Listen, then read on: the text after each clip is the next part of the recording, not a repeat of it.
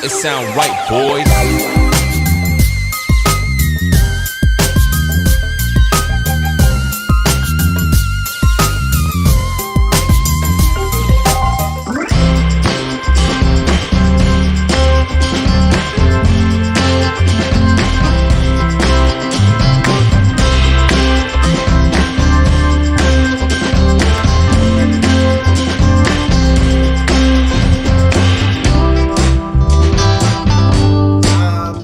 This one because we have Josh in here today. Big Josh, as I'm going to call him, even though I think I'm taller than Josh. I think I'm taller than Josh, but I'm going to call him Big Josh. One of my most delighted talents to coach and work with. And we'll talk about why in a second. But for right now, let's just give Josh a chance to go ahead and introduce himself. Go ahead, Josh. How you doing? My name is Josh Schaffrin. I am 32 years old. Mhm. Just had a birthday this past month. Currently located in Southern Alabama, but I commute to Atlanta regularly. And actor slash model, trying to break into the industry. Trying to? Did you say Well, I've done. trying to? I've had some success so far since I really got focused on it back in October. But a few things, some student films, some small films, some feature films, some independent films, that kind of thing. It's the But start. yeah, you're It's a always start. mastering your craft. You know what I mean? Right, and it's a start. And the one thing you're always going to be humble. That's one of the things Right. that I love about you. But one of the biggest things that I like about you is, first of all, two comments. Sadie says, "Hi, Josh." This person doesn't have a name, but this says, "Hey, can't wait to see you and what you have to say."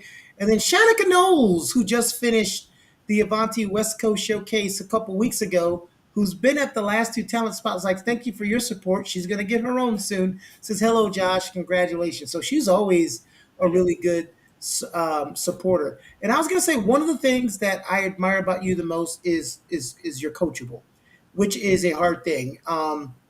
You're always learning, even if it's from a producer, even if it's from a director, even if it's from a coach, and you're a sponge. You soak things up and your cup is never full. I get people, a lot of people, and that cup is full, and I'm trying to put water in it, and there's no room to put any more water. And you being coachable is one of your best attributes. How, what keeps you humble, and what makes you so coachable? I think the main thing that makes me the most coachable is just being in the military. I joined at 18 back in 2009. I've been in for 12 years. Had a break in service to finish college at one point from 2015 to 2017. Or excuse me, 2017 to 2019. But yeah, just being in the military and having that background, you learn that you're never the smartest person in the room. There's always somebody you can learn from. I don't care who it is. Whether it's somebody that's been in the industry longer than you, somebody that hasn't. There's always something you can learn from somebody. And if you ever think you're the smartest person in the room, then you're probably in the wrong room. That's how I like to describe it. But and yeah, just it's always best to be humble because like I think the moment you start thinking too highly of yourself, that's when you start making mistakes, or that's when you could lose an opportunity you wouldn't have otherwise had. Like being humble just goes a long way. Always be humble and kind. So, not to quote Tim McGraw, but that is a good song. Well, you said you learned in the military that you were never the smartest person in the room. You must have been a Marine then. Army, actually, but I mean, I might be the smartest person in the room, but never think that way. You know what I mean? Because whether I'm a lieutenant, whether I'm a sergeant, you know what I mean. There's always somebody that has a good idea, regardless of how long they've been in. I So yeah, got you. but no, Well, you know I what? agree with the Marine thing. The military is a good one because it's how you can separate experience versus degrees. In the outside world, some places you'll hire someone with a degree in this field to be a manager before you'll hire this person that has 20 years or 15 years of experience and not have a degree. And, in combat arms, in a lot of places, you get a lieutenant and they're in charge of a platoon, but there's always that platoon sergeant there that's been there for 10, 15 years. And I used to always tell lieutenants, like, hey, sir, yes, you have the degree, you're the platoon leader, but there's no way you know more about the military than that guy who's been in it for 17 years. So just soak Exactly. it up and listen. So, Right. and Shanika says, "Thank you both for serving. You are welcome." So, tell us what got you into wanting to pursue a career in entertainment. It's always something I wanted to do. I just either didn't have the time, or I made decisions based in fear disguised as practicality, that kind of thing. But there would be certain things that I would do, whether it's in the military or even just amongst my family, whether that's like regurgitating a monologue, a comedic bit, a skit here and there. And I really enjoyed it. I felt like I was vibrating at the highest possible frequency. So I was like, why not do it? And this past year, I've had other life events to where my schedule opened up a little bit. So I decided to devote more time to it. And sure enough, granted, I didn't get everything right, not every single role I applied to, but all I needed was one, right?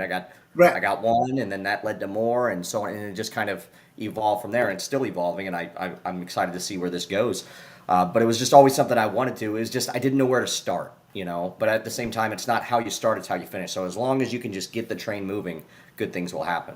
So Yeah, you know what? That's something I tell people all the time. I remember watching a TV show. I think it was Bosom Buddies, and Tom Hanks was in it. And I remember when I was younger, the other actor was supposed to be the next big thing, and now nobody remembers who that guy is. But we right, all know who Tom Hanks is, right? of course, of Uh, course. you know, and so that's how these things happen. Who's been your favorite producer to work with? Well, one of them I'm watching right now is Sadie Sharp Garcia. She's great. However, like I haven't met a bad Wait. one. I'm sorry. I was trying to get you. You're like, I'm not falling for this one. Yeah, yeah. However, like I wouldn't say I've ever met a bad one. They've all been great. She's laughing right now. Yeah. Um, but they've all been pretty good. But I mean, there's certain ones that you have more rapport with, and her and I have connected on a personal level, which has been great.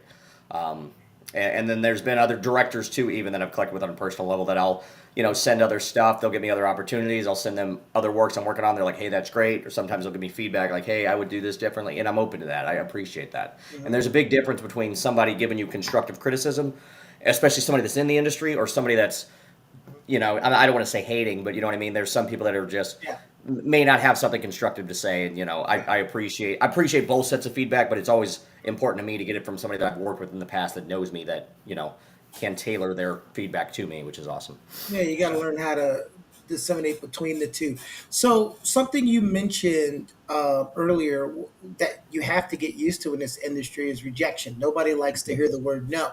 But I always say, hey, if you submit for 50 projects, you might get an audition request for 10, you might get a right, call back for 4, and you might book yes, 2, right? yes. That sounds terrible to a lot of people, but you've got to get used to that. So, how was that in the beginning when you weren't getting the call back or someone inviting you to do an interview and you were submitting for stuff? How did you take that and how did you process it?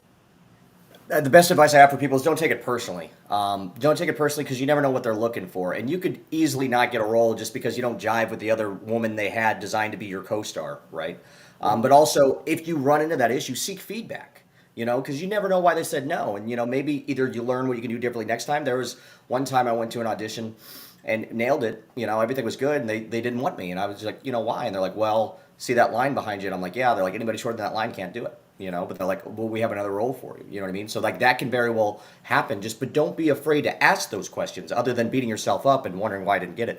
And at the same time, there could be another role they have for you, or another production later on. You know what I mean? So go in there, do your best. If it doesn't happen, then it doesn't happen. But if you land one gig out of 50, you're doing all right. Just don't limit yourself. Let them tell you no. Don't tell yourself no. Yeah. Even if they're looking for somebody that might be a different race, a different age, a different height, a Mhm. different weight, whatever. Um, Oh but yeah, yeah, don't limit yourself. I learned not to act out, or not to give that emotion because, like you said, I have booked jobs that I didn't even, or parts I haven't even auditioned for, just based on another part. It's a very small community. Right. You do so great for one person, and someone may be looking for something, and then they'll suggest you. So, you take that in stride. When one door closes, what's supposed to happen? Another one opens, right? Exactly. Exactly. And this is the question I always like to ask this question because I always like to hear different people's stories. And I know those who have watched the spotlights before, what question I'm coming up with is um, was there anything that almost deterred you from getting into entertainment? Or when you got into entertainment, was there anything that almost deterred you from continuing? If that was, if you don't mind sharing, can you share and can you tell us how you got over that? Sure. I think the biggest limiting factor was just me and my mindset. Like if you think you can't do something, you're not going to be able to do it. You have to believe this is possible for you, and every dream's going to be tested. So if you apply for 10 roles and you don't get any of them, and you just give up, then you know it could be like a flower just about to blossom, and you know if you stop, then you'll never know what could be, and you'll never reach your true potential. So it's just a matter of just being diligent, consistently putting in the work, and not giving up. But every dream's going to be tested. So if you don't see success right away, don't give up. You know, and I go back to, you know, Oprah got fired from a job as a waitress in her 20s and then later became Oprah. That needed to happen in order for her to reach her true potential. Same thing with like other people such as Colonel Sanders not being famous until, you know, he was a senior citizen, or you know, Morgan Freeman not getting in the industry until he's well over 40, that kind of thing. So I mean, there's never the perfect time, and if you wait around for the perfect time, you'll never find it, right? So just get started somehow, be diligent, and when your dream is tested, you know, keep pushing through. But I would just say the main limiting factor for me is just trying to balance my work-life balance, because sometimes my job will limit me from certain things. So, however, the more transparent I can be with them, be like, hey, you know, I know this is important and I love working for you, but I got this opportunity.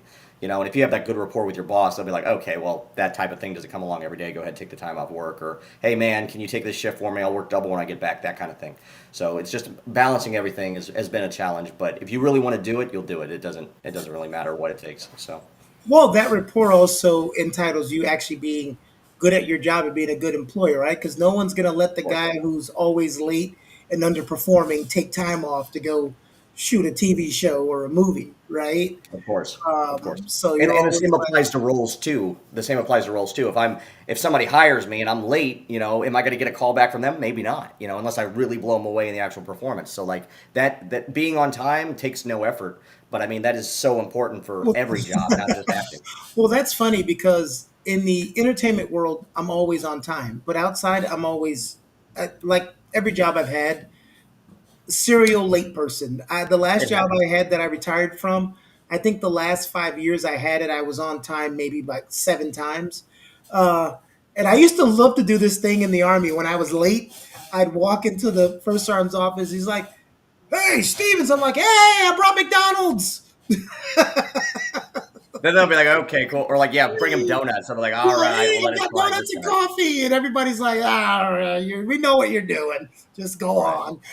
Well, if you're going to be late, you got to make it worth it. So it's like, all Yeah, right, I can miss PT at 6:30, but let me go get McDonald's for breakfast. Let me show up at 9, right. well rested. You know, You might as gotta well make be it worth that it. that extreme hard worker, right? It's like you can't be the person that's terrible at work and be late. Like pick a struggle, Right, you right, know. right, exactly. All right, so here's the one that's always cheesy. Who's been your favorite coach so far? With Avanti, Hmm. with No, with the you. other company that you worked for that I have no idea who any of those Right. No, people. no, I thought, well, coach could apply different things. You know, like my baseball coach I sort don't of, know those people. You know who I'm but talking about. no, it would have to be you, absolutely. Wait, did they And give I'm not. you a spotlight? Huh? Why you want to mention their names?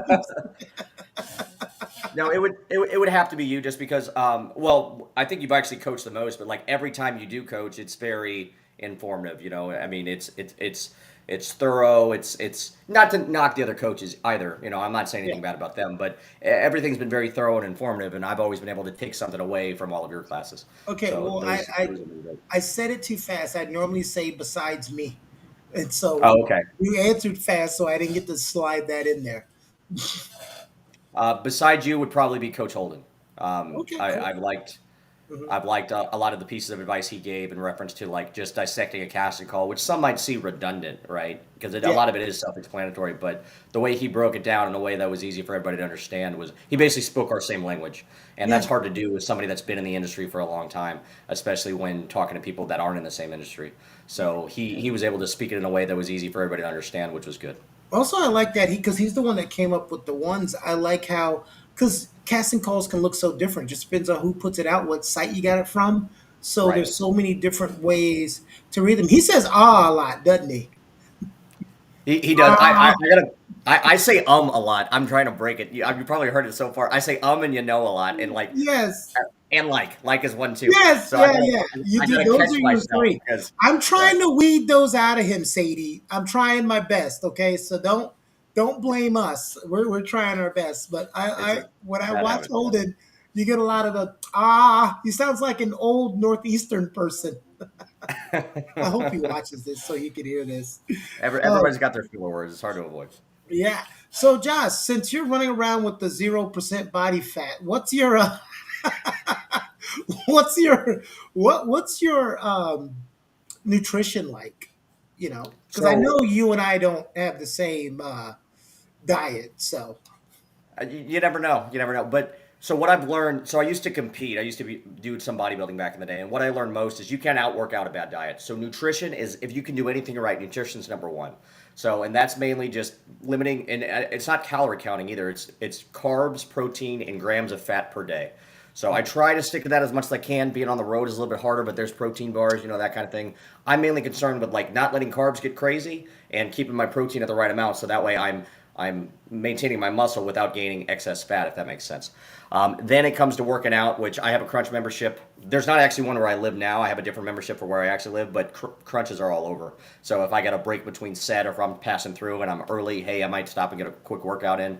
And then third of the list, nutrition being number one, working out being number two, supplements is number three, and that's when you can incorporate creatine, protein, that kind of thing. However, yeah, nutrition is number one. So if you can do anything right, meal plans are great. Hiring a fitness coach, that's really what unlocked things for me back in the day. I don't really keep up with it anymore. I'm a little more lax on my workout plan as well as my meal plan, but just instilling those habits and eating the right foods, getting rid of sugar, that kind of thing, that's paid a lot of dividends for me. So. okay, you're not touching my sugar. You're not touching my bacon. I'm gonna tell you that right now. I used to work out 6 days a week, twice a Right. day. I'm so terrible now. It's like, let me eat this whole box of pizza by myself. But no, I can tell you take really good care of yourself. But that's a part of being in this industry. What do like? What do I look like on TV? There's a lot of actors. Well, you'll never see them with a shirt off in an episode. Right. They could be shooting a scene at the pool, and they have in their contract, I must keep my shirt on, right? Right. Right. So that's a good one. So, what's the last project you were in? So I just finished a film called Pre-Dawn. We've been in early production since January, and the director, I think this is one of his first films, but he was great as far as like casted us well in advance, sent us monthly or even weekly emails as time got near about, hey, here's the call sheets, here's the schedule I'm working with, here's a script, let's do the table read a month before so we can hammer out different things. So that filmed in Covington, Georgia over the last 5 days with a great cast, and it's like we just clicked right away. And it was ironic because like when I got there, like my right shoulder had been hurting, my co-star, his left shoulder had been hurting, and there was no particular reason why, and it was just kind of ironic. But the concept of the film, family moves in, newlywed family with a daughter, move in, and all of a sudden they realize there's a horde of zombies in the backyard, so they call me. I'm there. We all served in the military before. Prior to, I'm a current FBI agent. They call me. We figure out what's going on, and we set up some mini guns and everything in an attempt to help them. But the film ends before like you really see the fight scene. So we're hoping that pitch this to a few film festivals, somebody picks it up, and then we can make a sequel with the same exact cast. So, but it was a lot of fun to be a part of, and met a lot of great people along the way. So Same no exact. name who you see floating around there. She was a co-star. She played Kim. Her real name's Ashley Johnson. Okay. But yeah, we had a good time together. I always tell this to my talent. Yeah, same cast plus this friend of yours that should be in. No, I'm just kidding. Right, right, right. Do that. So it's great living close to the number one market in the country, which is Atlanta. You live in Sure. Southern Alabama, so it's really easy for you to get to Atlanta. So what are we doing outside of entertainment? What's a day like, or what's like the life of Josh like when he's not acting or doing anything in Right. entertainment? Right. So my main line of work, I'm in training right now to be a medevac pilot at Fort Novasil, Alabama, which is southern Alabama. However, there's huge gaps in between training, and like the last time I really flew was back in October because I'm waiting to get into the Blackhawk Corps. So with that, I'm going to make the most of my time. My schedule now is pretty light. I might have the occasional overnight shift or PT Monday through Friday from like 6 to 7 a.m. But beyond that, it's light. So I'm like, all right, well, if I'm not flying, I want to make the most of my time. And even if I was, the weekends are still pretty open, and Atlanta's 4 hours away. One thing that did make a big difference for me, I did have a F-150, and I was paying $150 a week in gas, so I traded that in for a Tesla, and making the commute up to Atlanta has saved me. It has been great as far as like just having to charge it and rather than getting gas.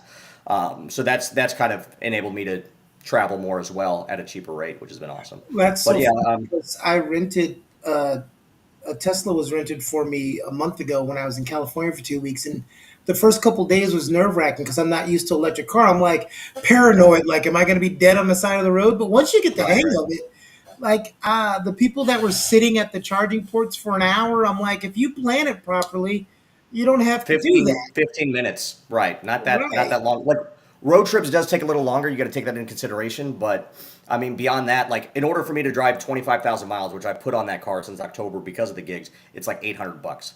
Yeah, 25,000 miles that's in my what I'm truck was saying. like Yeah, you 5,000. map it out Right, properly, and you get into those super fast chargers. I remember plugging up to like a regular charger, and it was like it said 8 hours, and I was like, "Wait, no, right, let me find a supercharger." So right, right. that's pretty cool. But you're making the choices that are helping you to be more that are more conducive to help you be in your career and also keep your regular job. So you're active duty. Correct. Right, I am. Yes. Okay, so that's definitely something that takes a lot because hey, it's not like they just give you the time off, right? You need those leave days, Right, right, and right? that's what I had to do this past week was take leave in order to be off during the Yeah. week. Weekends are relatively untouched, not always, but at the same time, I'm in a good position right now because since I am on hold, my Mhm. schedule's a little lighter than the normal active duty. But that also benefits me because I'm on salary, so it's easier for Yeah. me to, And then what I'm I not would losing always money do, by going taking leave. So yeah, what I would always do if I had something on the weekend, I always got a 4 day pass. I'm like, hey, give me a 4 day pass. So don't touch right, my right, leave. Give me a 4 day pass. So it's right, it's that's something, but that's also something you have to be really disciplined with, not letting your yes, leave get eaten up by anything else because you need it to advance your career, right? exactly. So for those out you in the military, because I know we have a lot of people in the military that are talent or that are pursuing this, you've got to learn how to do that balancing act to where you can do both. It's not easy, but if everything was easy, everyone would do it, right? Exactly. Exactly. Oh, and also too is like it's balancing like your personal life too, and like honestly, like in my case, I've devoted more time to acting because that's what I really want to do, right? Yeah. And I did go through a divorce last year, so yeah, my schedule opened up, and I was like, well, I'm not worried about that right now. I'm not focused on that right now. This is what I really want. This is what I'm going to focus on. So obviously, yeah, if I were to get into a long term relationship, I'd have to find the balance. Right now, it's mainly just been my job and acting, so it's been less to balance than somebody that's say married or has children, if you will. So. What was the most surprising thing you learned while on set that you didn't know before being on set? I would just say how much goes into it. You think it's easy and they just take the shot real quick and somebody turns on a lamp and that's the only lighting they have. No, it's not. Like there's the gaffer spent 2 hours setting up that stuff before. They only have one camera, so now we got to do the same scene 5 times from different angles rather than maybe a Hollywood set that might have 7 different cameras going on at the same time, right? But just how much the crew actually works is just they're there way before us, and they treat us like gold because we're talent, as they say, right? Mhm. But there's just a lot that goes into it, way more than you see, and you, don't underestimate that. Don't take that for granted. And a good crew is like everything. But I've definitely picked up on a few terms that I didn't know before, like what a Dutch angle shot is, MOS, ADR, certain terms like that, BTS, behind the scenes. I've definitely picked up on a few things like that. But the main thing I've learned is just there's a lot more that goes into it than just saying lines. Yeah, Like far more that goes into it. be a sponge. I remember I always told people this story. My Everybody knows what quiet on the set means. That's everybody, Right. even if you're not in entertainment, you know what that means. I never heard the phrase sound speeding. I didn't know what that meant. And Yep. I heard the words, and then me and someone else were talking, and the director walked over and said, "Will you two shut up? You're supposed to be quiet when they say sound speed." And I didn't know that. I didn't know Right. that means the sound guy is testing the sound in the room and everybody. So it's like be a sponge. I also love being when you're on set and everybody out there for your first couple times, watch the main actors, listen to them, listen to the questions that they asked. I was listening to the questions that the main actors or actors with names were asking the director about things that they were doing. Their Right. line of sight, what's this, what's that. And so talk about being a sponge because you are a good sponge. I appreciate that. And one thing I've learned too is like even if you don't have any lines, there's still a job for you. You know what I mean? Like your nonverbal communications, like somebody else is talking, okay, I'm looking at them, I'm responding, and I try to remember if I am doing the same scene multiple times, like, all right, when I said this line, my hand was here, then I did this, and I try to mimic that the same way to make sure that editing is easy. But just a few other things I've learned is just like you don't need movie star looks to be a movie star. Does that help? Yes. Will that lead to more opportunities? Yes. But there's a role for everybody. You know what I Yeah. mean? So don't limit yourself. And learn everything you can and network. Networking is key. You never know what that director is going to go on to do, or that gaffer is going to go on to do, or that sound guy, or that other actor. So like I get everybody's Instagram, and I'm like, hey, you ever need somebody like me, please hit me up, and vice versa. If I have an issue with sound, I know a guy in Atlanta makes $1,000 a day. I'm like, hey, we got this issue. Have you dealt with this before? Yes. Do this. Like that's huge. That goes a long way. Networking has always been huge. Josh, here's a part that I like to do where we spotlight you, and I would just like you to give. Wait, hold on. Sadie has a comment. What did she say? Josh, you have movie star looks, and you're an amazing actor. You have it all. Oh, he's okay. Like, Thank you. let's settle down, Sadie. He's okay. He's all right. I gotta be humble. I gotta be Yeah, humble. he's all right. Like, okay. Yeah. No, she's great. She's I'm great. gonna be a hater. You know that already. He's okay. Let's settle down on his Oscar in his retirement already. He's already putting you at AFI already and planning out your ceremony. Foreshadowing. She said, "All right." She's like, "All right now, at Avanti Mall and Talent. Yeah, Don't give she's me adding too you now. much. So. Don't give me too much." Okay. Um, this is the part where I'd like to spotlight the talent and give you a couple minutes to kind of, in your own way, motivate people out there like you who want to aspire to do things like you and go in the direction that you're going. So, if you have words of encouragement, let's hear them from Josh now. Alrighty. So my best advice to anybody is whether you think you can or you think you can't, you're right. I know I sound like every guidance counselor in high school, but once you realize that to be true, good things will happen. The law of attraction is real, all right? And whatever you think about most, good, bad, and indifferent, you will attract back to you. And I know people are going to hear that and going to say, I didn't attract the car accident. I didn't attract all the debt, but I'm here to be in your face and say, you did attract it, right? And the problem is people think about what they don't want, and that's what they attract. Think about what you really do want. And I'm going to quote Jim Carrey at a commencement speech he gave at a university. You can go through life worrying about ghosts, worrying about the pathway to the future, but all that will ever be is what is happening here. And the decisions we make in this moment, which are based in either love or fear. And he goes on to talk about his father, and he said his father could have been very successful as a comedian, but he didn't believe that was possible for him. So instead, he got a safe job as an accountant. And when I was 12 years old, I got fired from that safe job, and my family had to do whatever we could to survive. I learned many great lessons from my father, not the least of which you can fail at what you don't want. So you might as well take a chance on doing what you love. And a lot of us have big dreams and aspirations, and they're so far-fetched and they're so out there, we don't dare to ask the universe for it. I'm saying now to you that I'm the proof that you can ask the universe for it. So ask for it, devote all your time to it, and make it a reality. Manifest it in the 3D world. You can do that. Don't ever limit yourself. Don't let anybody else tell you no. Focus on what you want to do and do that. I'm not saying to quit your job tomorrow and go travel the world with $20 in your pocket, but let's say that's what you want to do. Take some steps that are going to get you there. And don't let anybody tell you no, because if you really want something, that's what you got to do. Don't be afraid to take chances, And when you're busting your butt for a job that you hate, that's stress. But when you're busting your butt for a job you love, that's passion. Live your life with passion. Follow your dreams. Don't let anybody tell you no, and you can accomplish anything you set your mind to, as long as you believe it to be true.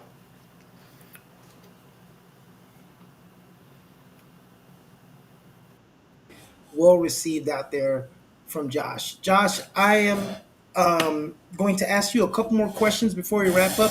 I'd like to know, what was your favorite session so far?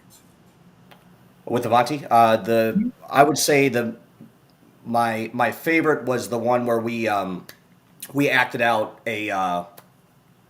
we had like a screenplay that we read, and we actually had time to rehearse, and then we went through it with the other members of the group. That was probably my favorite because it gave us a scene chance to study. kind of. Yes, sorry. Yeah, the scene study. That was probably my favorite because that gave a chance for people to not only act and or do a cold read or prepare with their counterparts, but it also gave us a chance to watch other people and learn from them and their different techniques and that kind of thing. So that was probably my favorite so far. Not to say that any were particularly bad by any means, Right. but I mean, that was probably my favorite thus far because I felt like it was the most fun and the most informative, and it was learning through experience rather than listening, which some people learn better that way. As you were saying, how experience goes a long way. You can go to college all day, but you're going to learn more the first year on the job than the 4 years at the university, right? So the Yeah. same thing kind of applied to that, if you will. Yeah. Awesome. Well, Josh, look forward. I'm not going to ask you to showcase questions because sometimes we have talent that have completed that, so we talk about it. But we know yours is upcoming this year, and it's going to be great. It was great having you here. You were recommended by all of your coaches, including myself, which means you're making an impression upon everybody. I mean, even Sadie, she's ready to give you your Oscar today. So, so thank you, Josh, for spending your first part of Memorial Day weekend with us. Gonna do so much more with you in the future. And everybody out there, she says yes, yes, yes. Everybody out there, enjoy the rest of your weekend, and we'll see you on the next Talent Spotlight. Goodbye, everybody. Thank you guys. Take care.